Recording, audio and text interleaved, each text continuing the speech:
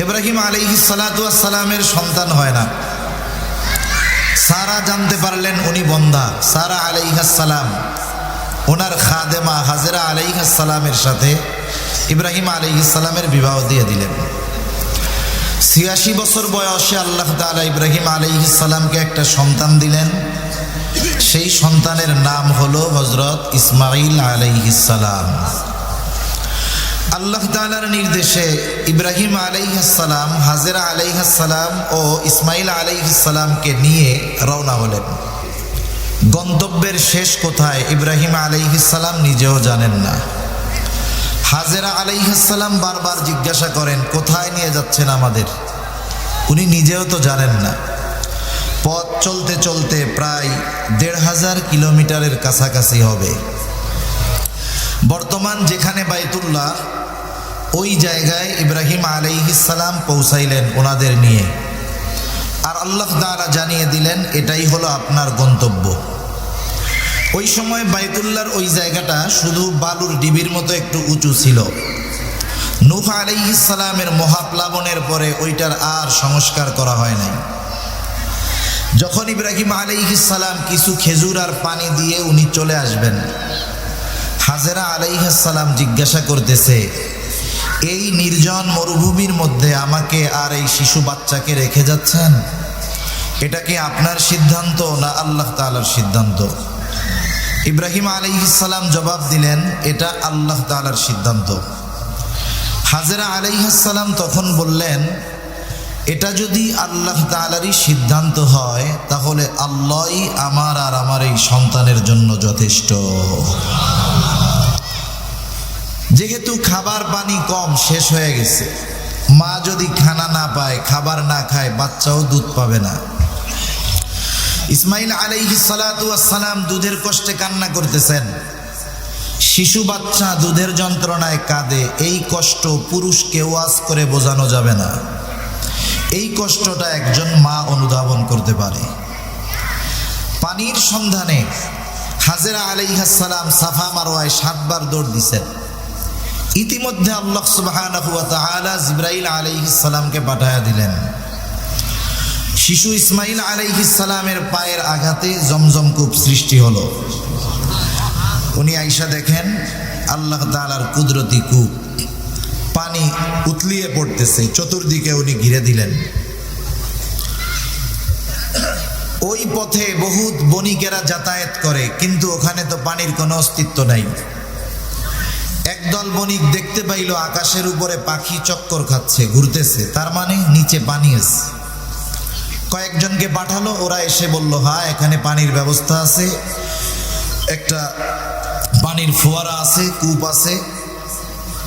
আর ওইটার মালিক হলো একজন মহিলা আর একটা ছোট বাচ্চা।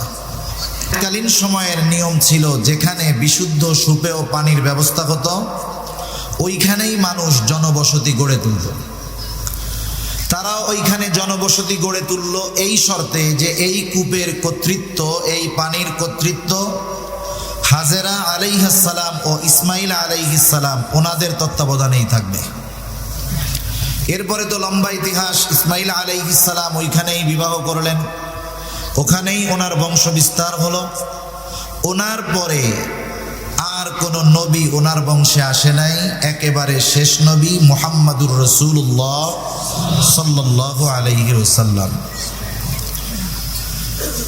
এদিক দিয়ে আল্লাহ তাআলা ইব্রাহিম আলাইহিস সালামকে পরবর্তীতে আর একটা সন্তান দিয়েছেন। ওই সন্তানের নাম হলো ইসহাক আলাইহিস সালাম। পবিত্র কোরআনুল কারীমের মধ্যে সর্বাধিক পাঠিত যেই সূরা, সেই সূরার নাম হলো সূরাতুল ফাতিহা। এটা এমন একটা সূরা প্রত্যেক নামাজের প্রতি রাকাতে লাগে। ইমামের পেছনে যখন পড়া হয় ইমামের কেরাত, মুসল্লির কেরাত। জামাতে যখন পড়ি ইমাম সাহেব পড়েন। একাকী যখন পড়ি নিজেকে পড়তে হয়। এই সূরা ফাতিহা, এই সূরা ফাতিহার অনেকগুলো নাম। নামগুলোর মধ্যে অন্যতম একটি নাম হলো সূরাতুদ দুআ। এই সূরার একটা নাম হলো সূরাতুদ দুআ। কেন সূরাতুদ দুআ নাম? কারণ এই সূরার মধ্যে আল্লাহ তাআলা আমাদেরকে এমন কিছু দোয়া শিক্ষা দিয়েছেন, যেই দোয়াটা হলো আসমানের নিচে জমিনের উপরে সর্বোত্তম দোয়া। এই সর্বোত্তম দোয়াটা আছে সূরা ফাতিহার মধ্যে, এবং এই সূরা ফাতিহা নামাজের মধ্যে অবশ্যই পাঠ করা লাগে। ইমাম পড়ুক আর একা যখন পড়ি তখন আমি পড়ি বা আপনি পড়েন, লাগেই লাগে। এখানে আল্লাহ তাআলা কি দোয়া শিক্ষা দিয়েছেন? আমরা মনে করি টাকা পয়সা ধন দৌলত এগুলোই মনে হয় শুধু আল্লাহ তাআলার কাছে চাইতে হয়। আমরা আল্লাহ তাআলার কাছে এই সূরার মধ্যে দোয়া করি, বলি ইহদিনাস সিরাতাল মুস্তাকিম সিরাতাল্লাযীনা আন'আমতা আলাইহিম গায়রিল মাগদুবি আলাইহিম ওয়ালাদ-দাল্লিন। আমরা আল্লাহ তাআলার কাছে তার অনুগ্রহ প্রাপ্তরা যেই পথের পথিক ছিল সেই পথে চলার জন্য সাহায্য চাই। আর বেঁচে থাকতে চাই, বেঁচে চলতে চাই, বেঁচে থাকতে চাই ওই পথ থেকে পথভ্রষ্ট এবং আল্লাহ তাআলার পক্ষ থেকে অভিশপ্ত যারা, তাদের পথ থেকে, তাদের পথ থেকে আল্লাহ তাআলার কাছে বেঁচে থাকার জন্য দোয়া করি। একটা সাধারণ মানুষও যদি একটু চিন্তা করে তাহলে এই দুইটা দোয়ার সারমর্ম গভীরতা উপলব্ধি করতে পারবে। সিরাতে মুস্তাকিমে অটল অবিচল থাকার জন্য আল্লাহ তাআলার কাছে সাহায্য চাই। এই পথ থেকে বেঁচে থাকা কত জরুরি আর সিরাতে মুস্তাকিমের উপরে অটল থাকা কতটা জরুরি, এটা এই বিষয়ের মাধ্যমেই বোঝা যায় যে এই দোয়াটা আল্লাহ তাআলা সর্বশ্রেষ্ঠ ইবাদতের মধ্যে করা মোটামুটি আবশ্যক করে দিয়েছেন।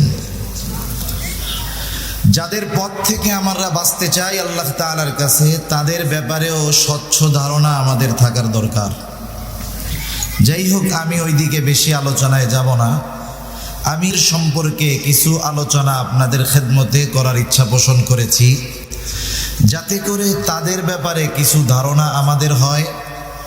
আমরা আমাদের আগামী প্রজন্মের চিন্তাধারায় যেন, মাথায় যেন কথাগুলো ঢুকিয়ে দিতে পারি, এবং তাদের অবস্থা আমাদের আগামী প্রজন্ম যেন জানতে পারে, সেই হিসাবে আগামীর পথ যেন তারা চলতে পারে।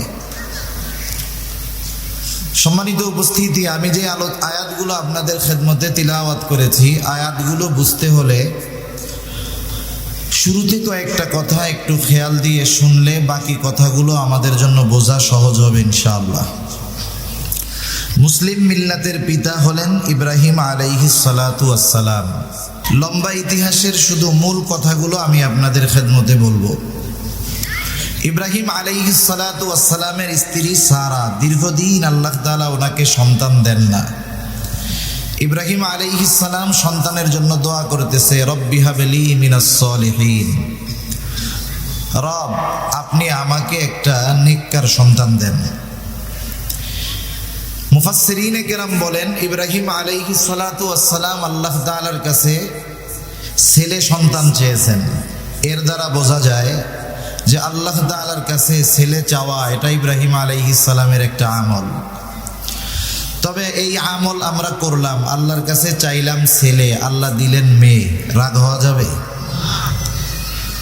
কারণ আমি চাইছি ছেলে, আল্লাহ দিছেন মেয়ে, কারণ আল্লাহ তাআলা যেটা চান উনি সেটাই দেন। ইয়াহাবু লিমান ইয়াশাউ ইনাসা ওয়া ইয়াহাবু লিমান ইয়াশাউ যুকুর আও ইউযাউযুহুম যুকরানা ওয়া ইনাসা ওয়া ইয়াজআলু মান ইয়াশাউ আকীমা। আল্লাহ তাআলা যাকে চান ছেলে দেন, যাকে চান মেয়ে দেন, যাকে চান উভয়টা দেন, যাকে চান কোনোটাই দেন না। ইব্রাহিম আলাইহিস সালাতু ওয়াস সালামের সন্তান হয় না। সারা জানতে পারলেন উনি বন্দা। সারা আলাইহিস সালাম ওনার খাদেমা হাজেরা আলাইহিস সালামের সাথে ইব্রাহিম আলাইহিস সালামের বিবাহ দিয়ে দিলেন। 86 বছর বয়সে আল্লাহ তাআলা ইব্রাহিম আলাইহিস সালামকে একটা সন্তান দিলেন। সেই সন্তানের নাম হলো হযরত ইসমাঈল আলাইহিস সালাম। আল্লাহ তাআলার নির্দেশে ইব্রাহিম আলাইহিস সালাম হাজেরা আলাইহিস সালাম ও ইসমাঈল আলাইহিস সালামকে নিয়ে রওনা হলেন। গন্তব্যের শেষ কোথায় ইব্রাহিম আলাইহিস সালাম নিজেও জানেন না। হাজেরা আলাইহিস সালাম বারবার জিজ্ঞাসা করেন, কোথায় নিয়ে যাচ্ছেন আমাদের? উনি নিজেও তো জানেন না। পথ চলতে চলতে প্রায় ১৫০০ কিলোমিটারের কাছাকাছি হবে। বর্তমান যেখানে বাইতুল্লাহ, ওই জায়গায় ইব্রাহিম আলাইহিস সালাম পৌঁছাইলেন ওনাদের নিয়ে। আর আল্লাহ তাআলা জানিয়ে দিলেন, এটাই হলো আপনার গন্তব্য। ওই সময় বাইতুল্লাহর ওই জায়গাটা শুধু বালুর ডিবির মতো একটু উঁচু ছিল। নূহ আলাইহিস সালামের মহাপ্লাবনের পরে ওইটার আর সংস্কার করা হয় নাই। যখন ইব্রাহিম আলাইহিস সালাম কিছু খেজুর আর পানি দিয়ে উনি চলে আসবেন, হাজেরা আলাইহিস সালাম জিজ্ঞাসা করতেছে, এই নির্জন মরুভূমির মধ্যে আমাকে আর এই শিশু বাচ্চাকে রেখে যাচ্ছেন? এটা কি আপনার সিদ্ধান্ত না আল্লাহ তাআলার সিদ্ধান্ত? ইব্রাহিম আলাইহিস সালাম জবাব দিলেন, এটা আল্লাহ তাআলার সিদ্ধান্ত। হাজেরা আলাইহিস সালাম তখন বললেন, এটা যদি আল্লাহ তাআলারই সিদ্ধান্ত হয় তাহলে আল্লাহই আমার আর আমার এই সন্তানের জন্য যথেষ্ট। যেহেতু খাবার পানি কম, শেষ হয়ে গেছে, মা যদি খানা না পায়, খাবার না খায়, বাচ্চাও দুধ পাবে না। ইসমাইল আলাইহিস সালাতু ওয়াস সালাম দুধের কষ্টে কান্না করতেছেন। শিশু বাচ্চা দুধের যন্ত্রণায় কাঁদে, এই কষ্ট পুরুষকে ওয়াজ করে বোঝানো যাবে না। এই কষ্টটা একজন মা অনুধাবন করতে পারে। পানির সন্ধানে হাজেরা আলাইহিস সালাম সাফা মারওয়ায় 7 বার দৌড় দিছেন। ইতিমধ্যে আল্লাহ সুবহানাহু ওয়া তাআলা জিবরাইল আলাইহিস সালামকে পাঠায়া দিলেন। শিশু ইসমাইল আলাইহিস সালামের পায়ের আঘাতে জমজম কূপ সৃষ্টি হলো। উনি আয়েশা দেখেন আল্লাহ তাআলার কুদরতি কূপ, পানি উতলিয়ে পড়তেছে, চতুর্দিকে উনি ঘিরে দিলেন। ওই পথে বহুত বণিকেরা যাতায়াত করে, কিন্তু ওখানে তো পানির কোনো অস্তিত্ব নাই। একদল বণিক দেখতে পাইল আকাশের উপরে পাখি চক্কর খাচ্ছে, ঘুরতেছে, তার মানে নিচে পানি আছে।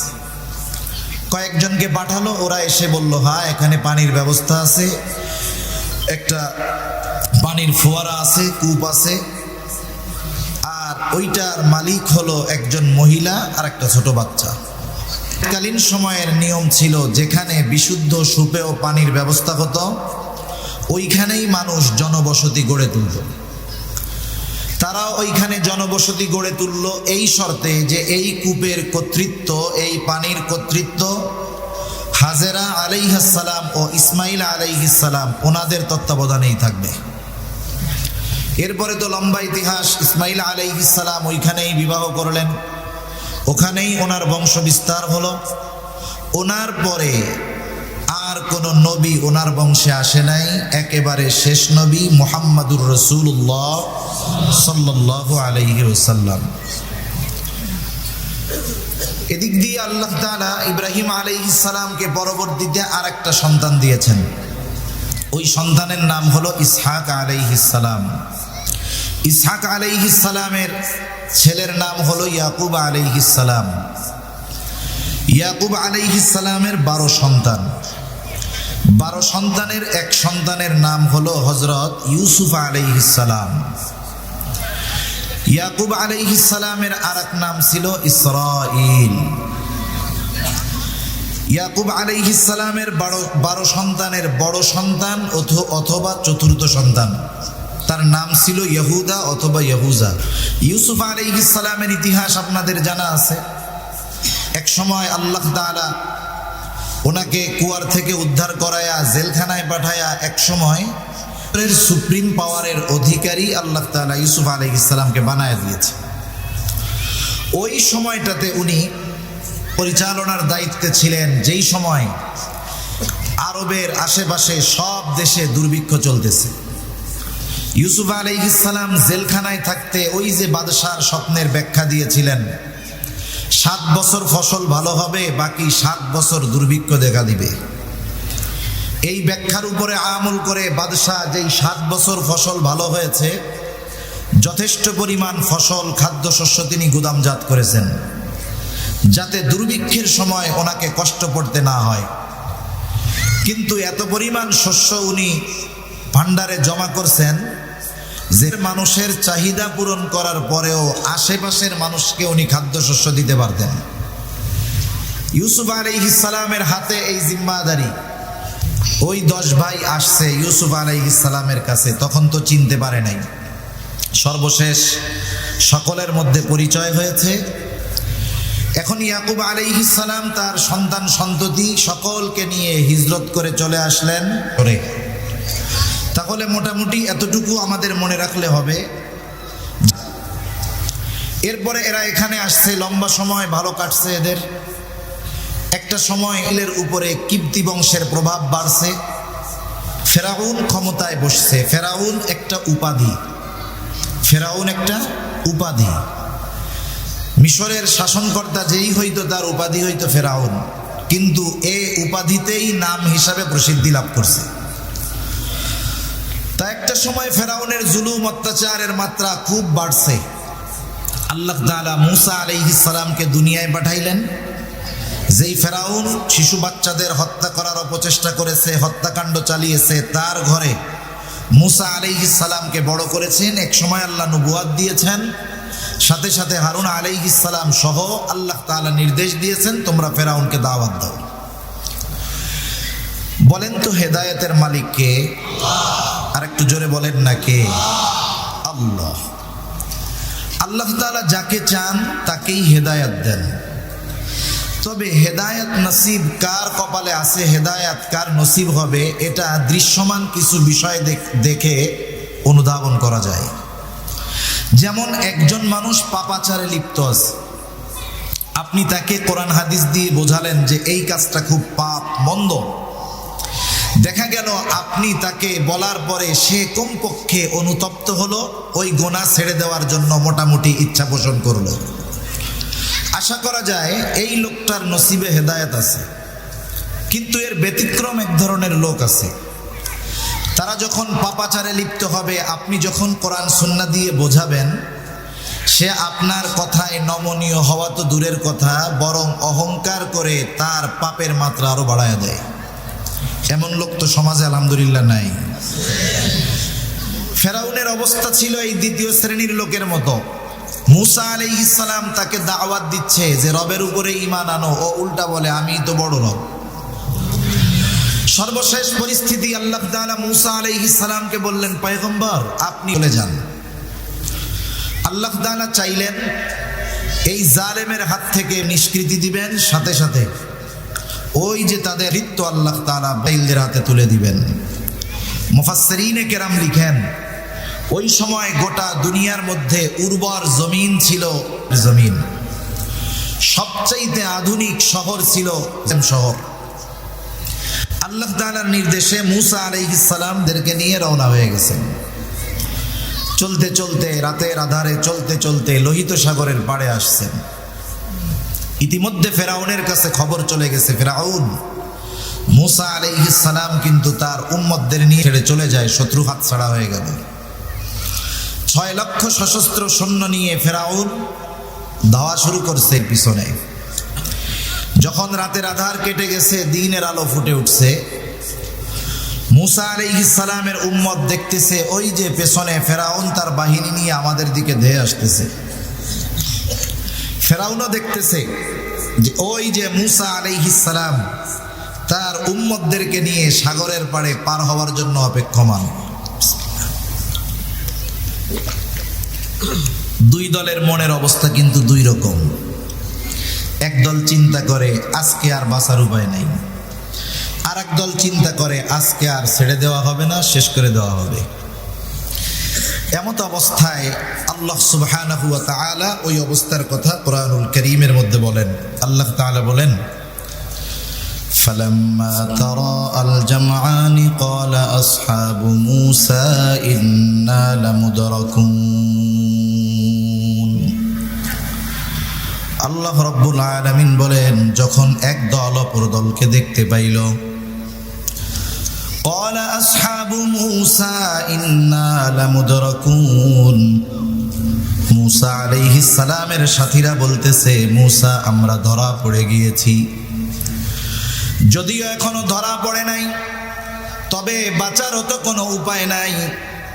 একদিকে ফেরাউন তার সৈন্য সামন্ত নিয়ে ঘিরে ধরেছে, আর একদিকে সমুদ্র। হয়তো ফেরাউন তার সৈন্য সামন্তের অস্ত্রের আঘাতে মরতে হবে, অথবা লোহিত সাগরের মধ্যে পড়ে মরতে হবে। এই জন্য বিপদ যেহেতু মোটামুটি সুনিশ্চিত, এই জন্য মূসা আলাইহিস সালামের সাথীরা বলতেছে আমরা ধরা পড়ে গিয়েছি। মূসা আলাইহিস সালাতু ওয়াস সালাম তার উম্মতদের সান্ত্বনা দেওয়ার জন্য বক্তব্য দিলেন, কারণ প্রত্যেকটা নবী হলেন তার উম্মতের মূল নেতা। দুনিয়ায় যেই দলের হোক, আমাদের প্রকৃত নেতা হলেন মুহাম্মাদুর রাসূলুল্লাহ। দুনিয়াতে নেতার কাজ কি? নেতার কাজ হলো তার অনুসারীরা যখন ঝিমিয়ে পড়ে, ভীত সন্ত্রস্ত হয়ে পড়ে, নেতা তার বক্তব্যের মাধ্যমে ঝিমিয়ে পড়া কর্মীদের মাঝে, অনুসারীদের মাঝে প্রাণ ফিরিয়ে আনে। মূসা আলাইহিস সালাতু ওয়াস সালাম বক্তব্য দিলেন, তারা বলতেছে ইন্না লামুদরাকুন, আমরা ধরাই পড়ে গেছি, আর বাঁচার কোনো উপায় নাই। মূসা আলাইহিস সালাম জবাবে বলতেছেন ক্বালা কাল্লা ইন্না মাইয়া রাব্বী সায়াহদিন। মূসা আলাইহিস সালামের সাথীরা বলে আমরা ধরা পড়ে গিয়েছি। মূসা আলাইহিস সালাম জবাবে প্রথমেই বলেন কাল্লা, কখনোই নয়। তার মানে ফেরাউন আমাদের এখনো ধরতে পারবে না, কোনোদিন আমাদেরকে আর সে ধরতে পারবে না। অভ্যাস ছিল শব্দে শব্দে প্রশ্ন করা জাতি তারা, কিন্তু মূসা আলাইহিস সালাম এই ছোট্ট বাক্যের মধ্যে এর অন্তরে আগত অনাগত সম্ভবত সব ধরনের প্রশ্নের জবাব তিনি জানায় দিলেন। ওরা হয়তো প্রশ্ন করতে পারতো, মূসা আপনি কি বলেন? শত্রু এত কাছে, পার হওয়ার জন্য কোনো ব্যবস্থা নাই, আর আপনি বলতেছেন কখনোই ধরা পড়ব না। তাদের সাথে যে যুদ্ধ করব, আমাদের কাছে তো কোনো অস্ত্র নাই। মূসা আলাইহিস সালাম কেমন যেন জবাবে বলতেছে, শোনো, ফেরাউনের সাথে যত অস্ত্র থাক, যত লোকবল থাক, আমাদেরকে ধরতে পারবে না। কারণ হলো ইন্না মাইয়া রাব্বী, আমার সাথে রব আছে। রব যদি কারো সাথে থাকে, দুনিয়ার সব যদি তার বিপক্ষে চলে যায়, কোনো ভয়ও নাই, চিন্তাও নাই। রাসূল আকরাম সাল্লাল্লাহু আলাইহি ওয়াসাল্লাম হিজরতের সফর শুরু করলেন, কিন্তু নবীজি সফর শুরু করলেন দক্ষিণ দিকে কৌশলগত কারণে। কিন্তু মক্কার মুশরিকেরা এতটা চতুর ছিল, এতটা চালাক ছিল, ওরা খুঁজতে খুঁজতে সেই দক্ষিণ দিকে সাওর পর্বতের একেবারে গর্তের কাছে গিয়ে হাজির। আবু বকর সিদ্দিক রাদিয়াল্লাহু তাআলা আনহু বলেন, ওরা আমাদের এত কাছে চলে আসছে, আমি সকলের গলার আওয়াজ শুনতেছি, সবাইকে চিনতেছি। তারা আমাদের খুঁজতেছে। আমাদেরকে পাওয়ার জন্য, দেখার জন্য তাদের বেশি দূরে যাওয়ার কোনো দরকার ছিল না। তারা যদি শুধু তাদের নিজেদের পায়ের দিকে তাকাইতো, আমাকে আর রাসূলুল্লাহ সাল্লাল্লাহু আলাইহি ওয়াসাল্লামকে দেখতে পাইতো। আবু বকর সিদ্দিক রাদিয়াল্লাহু তাআলা আনহু ওই অবস্থায় এতটা ভীত চিন্তিত ছিলেন, ওনার চেহারার মধ্যে ভয়ের ছাপ, চিন্তার ছাপ রাসূলুল্লাহ সাল্লাল্লাহু আলাইহি ওয়াসাল্লাম দেখতে পারলেন। আবু বকর তো খাঁটি আশিকে রাসূল। আবু বকরকে যদি 100 জীবন দেওয়া হতো, 100 জীবন, আর যদি বলা হতো আবু বকর এই 100 জীবন তুমি 100 বার নবীর জন্য কোরবান করবা, কোনো দ্বিধা দ্বন্দ্ব ছাড়া আবু বকর তার এই 100 জীবন নবীর জন্য কোরবান করে দিত। আবু বকর রাদিয়াল্লাহু তাআলা আনহুর চেহারায় চিন্তার ছাপ। রাসূল আকরাম সাল্লাল্লাহু আলাইহি ওয়াসাল্লাম আবু বকর সিদ্দিক রাদিয়াল্লাহু তাআলা আনহুকে সান্ত্বনা দিচ্ছেন, অভয় দিচ্ছেন, অভয়। ওই গর্তের মধ্যে তো 2 জন, দুনিয়ার আর কেউ নাই। কিন্তু ওই 2 জনের মধ্যে যখন কথোপকথন হলো, আলোচনা হলো, দুনিয়ার কোনো মানুষ তাদের 2 জনের কথা শুনে নাই। কিন্তু ওই দুইজনের সকল কথাবার্তা যিনি শুনেছেন তিনি কে? আবু বকর সিদ্দিক রাদিয়াল্লাহু তাআলা আনহুকে আল্লাহ তাআলা কি বলেছেন আল্লাহ তাআলা সেটা জানায়া দেন। আল্লাহ রাব্বুল আলামিন বলেন, ইয হুমা ফিল গারি ইয ইয়াকুলু লিসাহিবিহি লা তাহজান ইন্নাল্লাহা মা'ানা। নবীজি বলতেছে, ও আবু বকর, তুমি চিন্তা করো না, ভীত হয়ো না। এই গর্তের মধ্যে শুধু তুমি আর আমি দুইজন, এমন নয়। ইন্নাল্লাহা মা'ানা, আমাদের এই দুইজনের সাথে যিনি আছেন তিনি কে? সুতরাং যার সাথে আল্লাহ তাআলা আছে তাদের কোনো ভয় নাই। মূসা আলাইহিস সালাম বলতেছেন, ইন্না মা'ইয়া রাব্বি। ফেরাউন যত শক্তিশালী হোক না কেন, আমার সাথে রব আছে, চিন্তার কোনো কারণ নাই। সায়াহদিন, অচিরেই তিনি আমাকে পথ দেখায়া দিবেন। আল্লাহ তাআলাও পথ দেখায়া দিলেন। আল্লাহ তাআলা বলেন, ফাআউহাইনা ইলা মূসা আন ইযরিব বিআসাকাল বাহর ফানফালাকা ফাকানা কুল্লু ফিরকিন কাদ-দাউদিল আযীম। আল্লাহ রাব্বুল আলামিন বলেন, আমি মূসা আলাইহিস সালামের কাছে প্রত্যাদেশ প্রেরণ করলাম, ওহী পাঠাইলাম। আনিদরিব বিআসাকাল বাহর, আপনি আপনার লাঠিটা দিয়ে সাগরের উপরে আঘাত করেন। মূসা আলাইহিস সালাম জিজ্ঞাসা করলেন না, আল্লাহ কেন মারবো লাঠি দিয়া বাড়ি? আল্লাহ তাআলা আদেশ করেছেন, সাথে সাথে মূসা আলাইহিস সালাম সাগরের মধ্যে লাঠি দিয়া বাড়ি মারলেন। কি হলো? ফানফালাক, বাড়ি মারার সাথে সাথে সাগর দ্বিখণ্ডিত হয়ে গেল। ফাকানা কুল্লু ফিরকিন কাদ-দাউদিল আযীম, দুই ভাগ দুই দিকে সরে গিয়ে পাহাড় সাদৃশ্য উঁচু দেয়ালের মতো হয়ে গেল। সমুদ্রের তলদেশ দিয়ে রাস্তা, 12 গোত্রের জন্য 12টা রাস্তা। আল্লাহ তাআলার নির্দেশ, মুহূর্তের ভিতরে শুকনা ঠনঠনা হয়ে গেছে রাস্তা। রাস্তা পার হওয়া শুরু করে দিছে। আল্লাহ তাআলা বলেন, ওয়াজাওয়াজনা বিবানি ইসরাঈলাল বাহরা ফাআতবাআহুম ফিরআউন বিজুনুদিহি বাগয়ান ওয়া আদওয়া। আল্লাহ তাআলা বলেন, এদেরকে সাগর পার করায়া দিলাম। ফাআতবাআহুম ফিরআউন বিজুনুদিহি বাগয়ান ওয়া আদওয়া। এরা যখন মাঝ রাস্তায় পৌঁছায় গেল, ফেরাউন চলে আসছে রাস্তার গোড়ায়। ফেরাউন কিন্তু খুব ভালো মতো জানে যেই রাস্তা দিয়ে নিরাপদে পার হয়ে যাচ্ছে, এই রাস্তা আমাদের জন্য নিরাপদ নয়। কিন্তু মানুষ অহংকারের কারণে, দাম্ভিকতার কারণে কিছু কিছু সিদ্ধান্ত ওই সময় নিয়ে নেয়, যা তার চূড়ান্ত ধ্বংসের অনিবার্য কারণ হয়ে দাঁড়ায়। এটা জীবনের একটা উসুল হওয়া দরকার, মূলনীতি হওয়ার দরকার। যে যখন মেজাজ টেজাজ গরম থাকে, আর কি রাগ থাকে মানুষ, তখন কোনো সিদ্ধান্ত নিতে হয় না। কারণ রাগ মাথার সিদ্ধান্ত এটা সারা জীবন পস্তানোর কারণ হতে পারে। এজন্য সিদ্ধান্ত নিতে হয় ঠান্ডা মাথায়। আল্লাহ রাব্বুল আলামিন বলেন, ফাআতবাআহুম ফিরআউন বিজুনুদিহি বাগয়ান ওয়া আদওয়া। শত্রুতাবশত ফেরাউন সীমা লঙ্ঘন করে তার সৈন্য সামন্ত সহ তাদের পেছনে ধাওয়া শুরু করলো, অনুসরণ করা শুরু করলো। মূসা আলাইহিস সালাম তার উম্মতদেরকে নিয়ে পৌঁছায় গেলেন সাগরের অপর প্রান্তে। এইবার রাস্তা যাদের জন্য বানানো হয়েছে তাদের ব্যবহার শেষ। আল্লাহ তাআলা পানিকে নির্দেশ দিলেন, তুমি আগের অবস্থায় ফিরে যাও।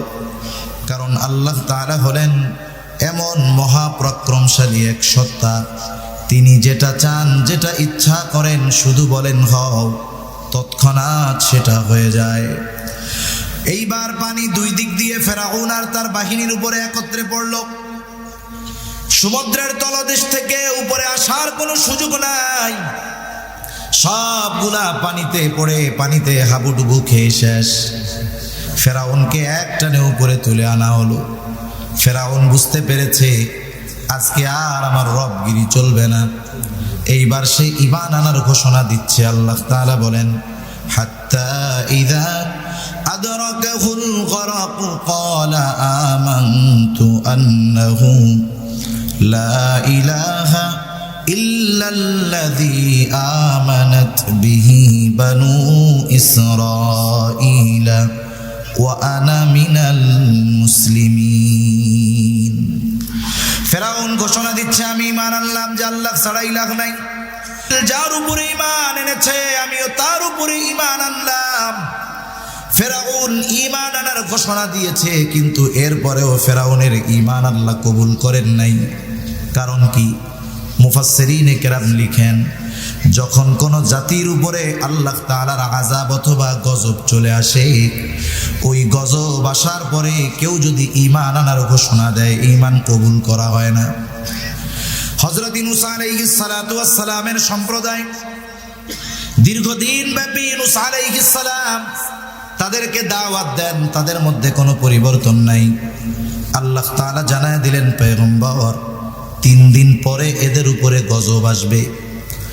ইউনূস আলাইহিস সালাম যখন তার সম্প্রদায়কে জানাইলেন, 3 দিন পর তোমাদের উপরে আল্লাহ তাআলার গজব আসবে, গজবের খবর আসার পরে এদের অবাধ্যতার মাত্রা আরো বেড়ে গেল। এই অবস্থায় 2 দিন পার হয়ে গেছে, কোনো পরিবর্তন নাই। যেই দিন গজব আসবে, ইউনূস আলাইহিস সালাম চিন্তা করলেন, এদের তো অবস্থা যা, পরিবর্তনের কোনো ভাব নাই। আল্লাহ তাআলা যখন কোথাও আযাব দেন, গজব দিয়েছেন, আগে ওইখানে যদি কোনো নবী থেকেছেন তাকে এবং মুমিনদেরকে নিরাপদ স্থানে আল্লাহ আগে সরাইছেন, এরপরে গজব দিয়েছেন। সবকিছু বিবেচনা করে আল্লাহ তাআলার পক্ষ থেকে নির্দেশ আসার আগে ইউনূস আলাইহিস সালাম এলাকা ছেড়ে নিরাপদে রওনা হয়ে গেলেন।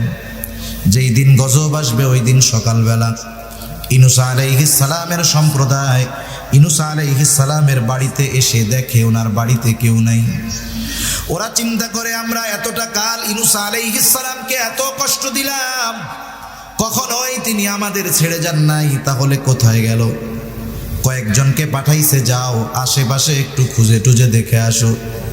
খুঁজে এসে তারা জানায়, ইউনূস আলাইহিস সালামের কোথাও দেখা পাওয়া যায় নাই।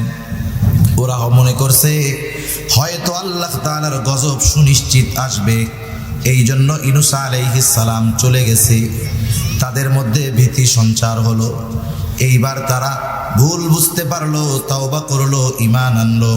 তারা ঈমান আনার কারণে আল্লাহ তাআলা তাদের উপরে যেই গজব দিতে চেয়েছিলেন, গজব আসার আগে ঈমান আনার কারণে আসন্ন গজব আল্লাহ তাআলা উঠায় নিয়ে গেলেন।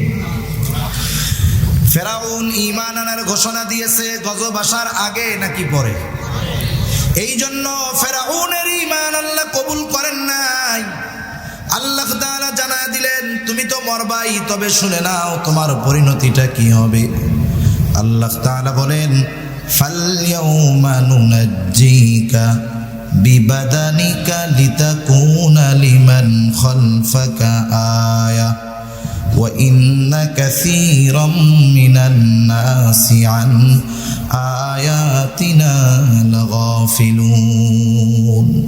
আল্লাহ রাব্বুল আলামিন বলেন, ফালইয়াউমা নুনাজ্জিকা বিবাদানিক লিতাকুনা লিমান খালফাকা আয়া, আমি আজকে তোমার দেহকে সংরক্ষণ করব। কেন? লিতাকুনা লিমান খালফাকা আয়া, যেন তুমি তোমার পরবর্তীদের জন্য নিদর্শন হও, তারা যেন তোমাকে দেখে শিক্ষা গ্রহণ করে যে আল্লাহ তাআলা কত পাওয়ার তাকে দান করেছিলেন, তার চূড়ান্ত পরিণতিটা কেমন হয়েছে।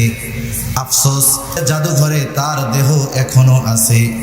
অনেকেই দেখতে যায়, এটা শুধু দর্শক হিসাবে যায়, কিন্তু দেখার পরে যদি ওই দৃশ্য দেখে শিক্ষা গ্রহণ যদি দুনিয়ার মানুষ করত, এই দুনিয়ার কোথাও আর জুলুম নির্যাতন থাকতো না।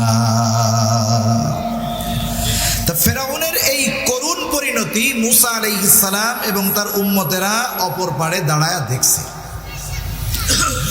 মূসা আলাইহিস সালাতু ওয়াস সালামকে আল্লাহ তাআলা জানায় দিলেন, পয়গম্বর মূসা, আমি তো তাদেরকে ওই দামি জমিনের কর্তৃত্ব ফিরায় দিতে চাই, কিন্তু মানুষের বাস্তব অবস্থা হলো কোনো দামি জিনিস যদি বিনা পরিশ্রমে পেয়ে যায় ওই জিনিসের কদর তারা করে না।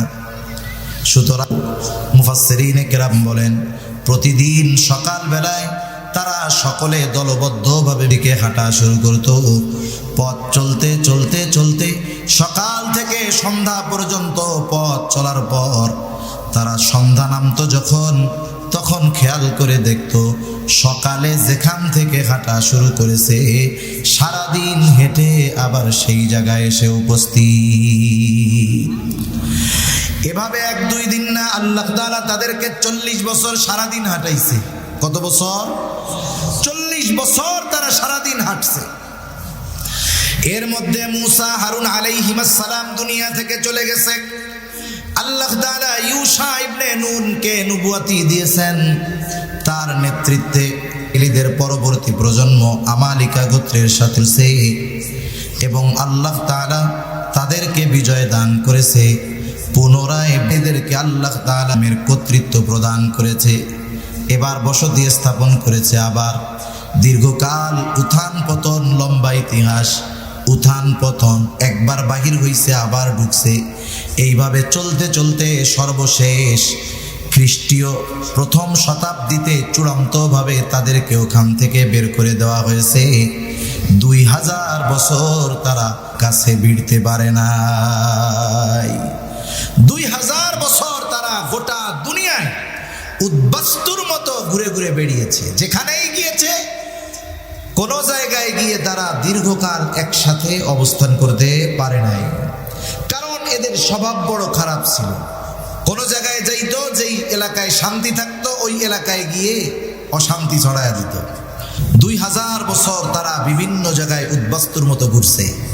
একটা সময়, আজকে উসমানী খেলাফতের পতন ঘটছে, 100 বছর হয়ে গেল। এই খেলাফতের পতন ঘটেছে মুসলিম নামধারী মুনাফিকদের কারণে।